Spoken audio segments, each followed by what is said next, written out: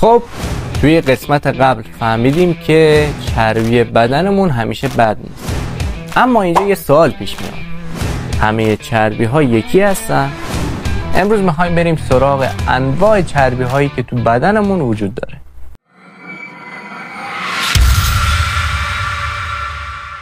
سلام به فیت پلاسی های عزیزم، خوش اومدید به کانال خودتون. من مهدی حقیقی هستم، فعال حوزه ورزشی.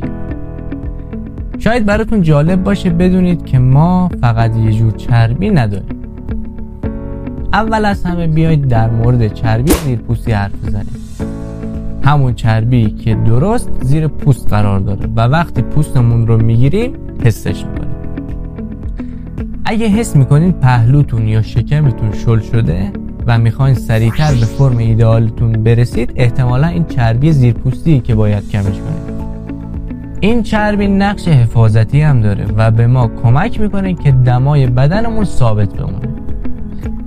ولی خب وقتی بیش از حد جمع میشه باعث اضافه وزن و مشکلات ظاهری میشه که خیلی ها رو اذیت میکنه. چربی بعدی چربی احشایی. یکم داستانش متفاوت و خطرناکتره. این نوع چربی دور اعضای داخلی مثل قلب، کبد، روده جمع میشه.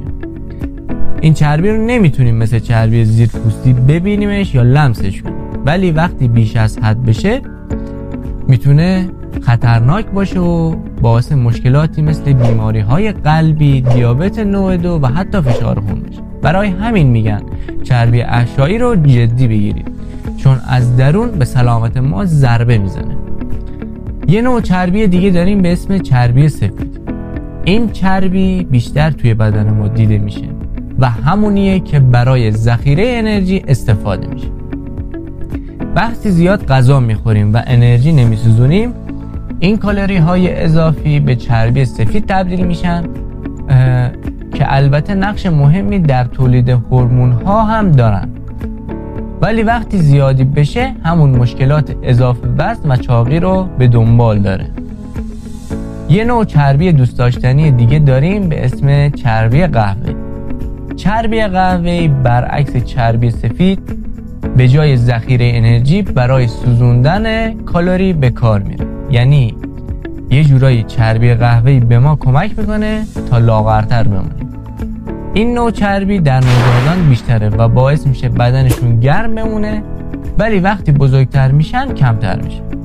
البته میتونیم با فعالیت‌های سرد مثل ورزش در هوای خنک و بعضی عادات سالم فعالترش کنیم و از مزایاش بهره ببریم. خب بریم یه جمع‌بندی کوتاه بکنیم.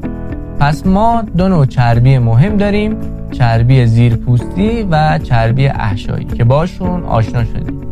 علاوه بر اون دو نوع چربی دیگه داریم به اسم چربی سفید و قهوه‌ای که یکی ذخیره میکنه و دیگری به سوزوندن کمک میکنه. در ادامه یاد میگیریم که چطور چربی ها رو کنترل کنیم و بهترین نتیجه رو بگیریم. اگه ویدیو رو دوست داشتیم و مفید بوده، کانال ما رو سابسکرایب کن، ویدیو رو لایک کن و هر چی که ما داریم از حمایت گرم تک تک شماست. در قسمت بعدی با ما همراه باشید. بدرود.